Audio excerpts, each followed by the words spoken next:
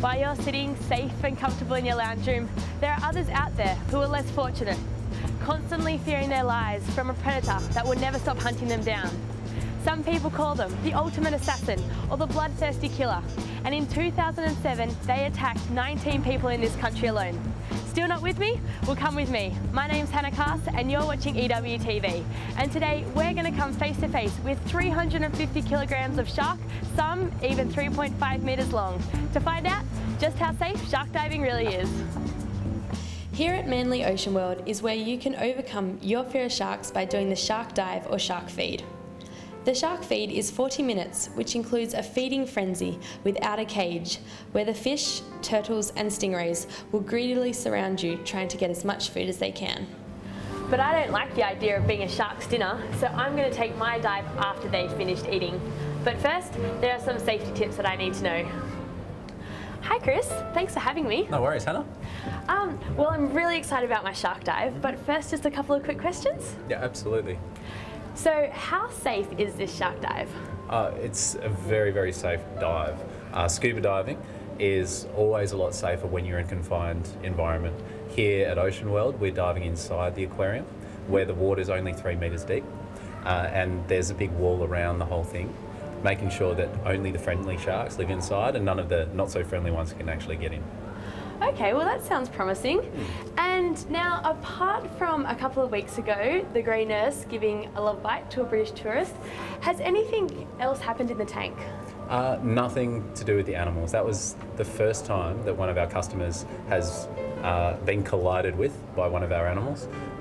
In the past, the only people who've been technically bitten by the sharks has been staff members, because as staff members we have to hand feed the sharks. We feed them by hand to make sure that all of them get their fair share of food, and in the past, in the 40 years that Ocean World has been here, we've had 9 of our staff members accidentally bitten. Alright, well that sounds good. Thank you for your time Chris, and I'll see you at the dive. You're welcome. Alright guys, what we're going to do is we're going to do a bit of training with you beforehand. So before we actually go diving with the sharks, I'm going to be telling you a little bit about the equipment, how to use it, and I'm going to tell you about some basic scuba skills before we go diving as well. The suspense is killing me. I hope I can remember everything. Skills that you guys need to know about before we go diving. Once you've done these, it's time to go and see the sharks. Right. This is it. Wish me luck.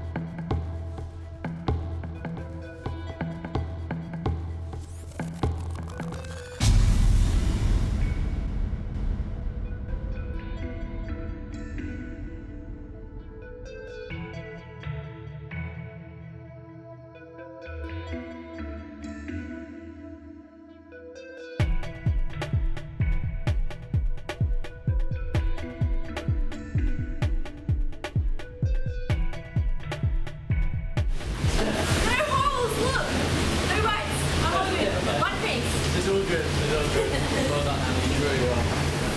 So, if you want to be a daredevil like me, Manly Ocean World is the place to do it. Located right across from Manly Wharf. Dives start from $185, but you better be quick because they're booking out fast.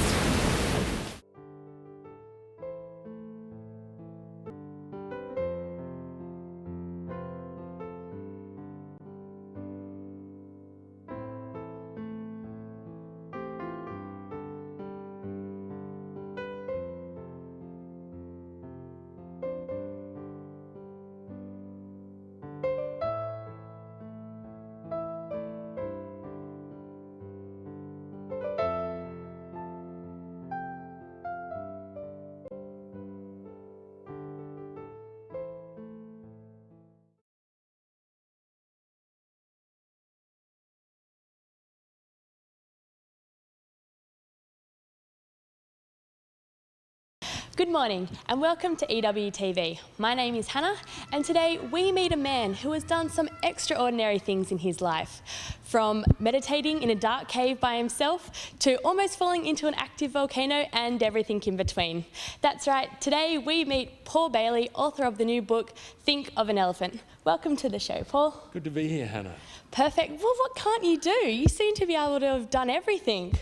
That's what a publicist can do. They can pick out the highlights of a life that's gone on a long time and put them down and make them sound outstanding. But most people have done really interesting things. But you can say, we've climbed 1,000 mountains but are no higher than the first one. So it depends what we learn along the way, I guess. Well, that is interesting. And now let's get into it.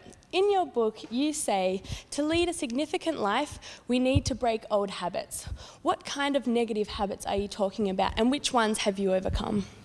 Well, we have habits of mind. Mainly they're the habits we learn off one another we don't even know we're learning. For instance, we've learned to speak English effortlessly. We also learn ways of looking at the world, thinking about the world, and they can be passed down through generations so that in the end we've got a limited hold on reality and we're living a limited life. As I lay out through the book, it's this limited life we've expected of ourselves and we can raise that expectation. Okay, and when do you realise that you have to overcome these bad habits? I guess it's like Anais Nin, a great writer, said that she realised she had to overcome this when she thought staying contracted in a flower and a little bud was too painful and she needed to bloom. So it's only when we're ready to break out we just decide to move on. Okay, and have you realised that you need to overcome any bad habits? Have you broken out of... Oh, massive bad habits. I don't claim any purity. I can't guarantee the experience. I can show the pathway and the compass, but all of us have these lessons we need to learn, and in the end, as I lay out in the book, we go past all teachers and we in fact find it ourselves. In the end, we're the one we're always sleeping with, always talking to, always having to know better. So we can get beyond teachers. So there's no sense of guru or better teacher in this. We find our own pathway. So do you have any maybe specific examples that maybe you've... Of what, Hannah? Of like a negative habit that you've broken out of? Like... Well, I tend to be a closet Nazi. I tend to be a little dictator. Okay. And I used to blow up in about a minute, but now I've got it down to about 2 minutes. Yep. So I'm getting better and better. And in your book, I read that you talk about fear as a negative... That's a serious one, yeah. We live in fear. Yep. When we're born, we only have 2 fears, we're told. Loud noises and falling. And as we get on, we learn others, and that's part of this learning process. But we can overcome fear, and fear goes with self-absorption. The less self-contracted we are, the less self-focused we are, the less fearful we are. So that heroic things, you see people doing heroic things, that's when they're not thinking of themselves. But in this, we're not talking about being a hero. We're talking about getting beyond this self-contraction, pulling things to ourselves, full of fear. And we just open up a little bit like a flower. And lastly, to finish up, your book is about encouraging people to be happy and healthier. Do you really think that the people who need this are going to read your book? People who need something often don't go towards it. They need to be shown how to go to what they need. Yep. So it's a mixture of being shown a path and then learning a path. But in the end, it's not for me, without disregarding your question, it's not for me to say who needs it. Okay. That would be an arrogant assumption to make. Yep. But we're attracted to where our attention goes. So if you buy a red car, you'll start to see red cars. Yep. If people are interested in this stuff, they will start to think of an elephant and pick up books like that. But we actually go to where our attention is leading us. Always. Yep. Always go to where our attention is leading us. Impossible not to. So is that the same kind of thing as if like you've heard a song or something and then like you haven't really, you've never heard of this song before, but then once you've heard it, it just seems to be everywhere kind of thing, like you just keep hearing it? Or like if you see a friend and then you haven't seen them for a while and then you just keep running into them? Like... Yeah, let's think about why that could be. Okay. Either you're listening for the song and you weren't before, or you've liked the song because it's just come out. Therefore, it's going to be more on the airwaves, and then therefore you're going to be hearing it more anyhow. So it may not be a synchronous moment, but your interest in this, see, the way your attention is going to find these synchronous moments means you're actually going to find those others that really are this capacity we have to take our attention and connection beyond time and space. We can get out of these dimensions that we need to function in. We have to function in them and go to these other dimensions. Perfect. Well, thank you, Paul, for talking to us today. Pleasure. This is Paul's new book, Think of an Elephant, and it is in bookstores near you. So I've read it and I do recommend it, and it's a great read. Thank you for your time. Thank you, Hannah. Thanks. Happy to be here.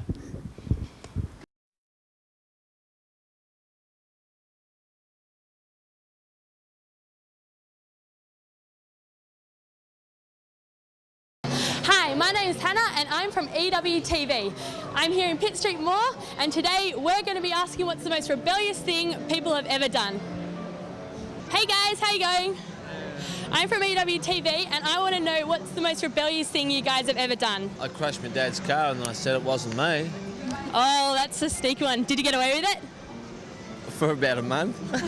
And then he found out? He found out where the paint was off on a tree that I hit. Probably burnt down my room when I was 16. I didn't get my way, I didn't get to go on summer camp, and I lit a candle burner that accidentally blew up the whole wall. And that was it. That was great. Oh, just a little toy from the shop, and I ran off with it, and I had all these people in the shop coming chasing after me. So Did you get in trouble for it? not by my parents, no, but by the man that owned. I mean, he caught me, and I gave it back to him, and he gave me a bit of a dressing down in front of a lot of people, which Married to him me. for 9 years, never knew that story. You learn something every day. You learn something every day. I've been in a stolen car before. A stolen what? Sorry, a car? Yeah. This isn't going to be on TV, is it? Most rebellious thing, probably lighting a cricket pitch on fire. Wow, that is quite rebellious. How did that come about? I don't know. Just came. Just something fun to do? Yeah, we just started lighting it, and we're just sitting on the ground and chilling out, and someone started lighting it, and then all of a sudden it was just on fire. Skydiving? Got divorced, I suppose. Got married last week. Really? Congratulations. Thanks. Anything else rebellious at school or anything? Just the general muching from school and that kind of thing. Escaping and, yeah, Just, what, sorry, what was that? nothing I'll admit to on camera, that's for sure. All right, fair enough. Well, have a good day, guys. Cheers, thank you. As you can see, the people of Sydney are rebellious people. And for the most rebellious thing I've ever done, stay tuned.